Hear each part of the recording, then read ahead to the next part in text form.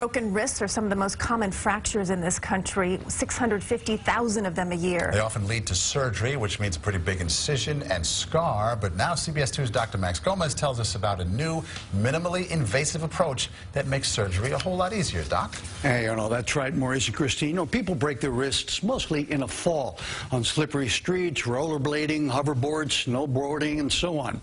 6 weeks in a cast can mean a stiff wrist and even stiff shoulders and fingers.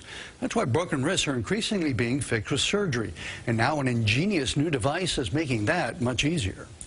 This is what the x-ray looks like after a typical broken wrist has been surgically repaired. A metal plate, several screws and pegs that usually do a good job, but can lead to complications. Nerves in that area can be irritated. Plates also need to remain in for life. Theoretically, they can start to irritate tendons, even leading to rupture in a small percentage of patients. Those complications were recently on the mind of Eileen Medinger. Eileen has been an avid snowboarder for 25 years, but this past Christmas holiday, the artificial snow in Vermont was kind of sticky. My board just stopped, and I fell backwards and cut myself with both wrists. Both of them were broken. How are things going? Wonderful. After x-rays in Vermont confirmed the breaks, Eileen came directly to Dr. Scott Wolf at the Hospital for Special Surgery, who offered her a new device for one of her wrists and conventional surgery for the other.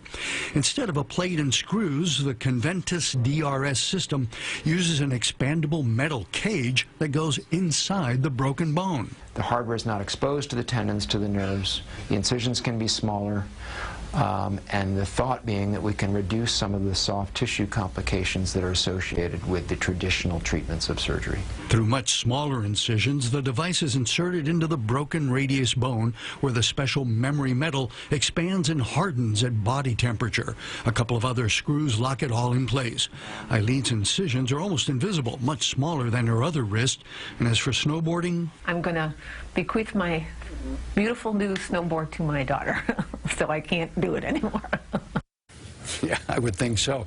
Anyway, while some very serious fractures still require conventional surgery for common broken wrists, this device seems to give the same results as regular surgery as far as strength, range of motion, and so on.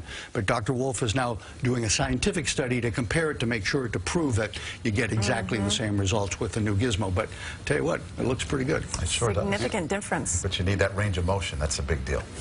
All right. Just no more snowboarding after a while. I know. Well, thank you, Dr. Max.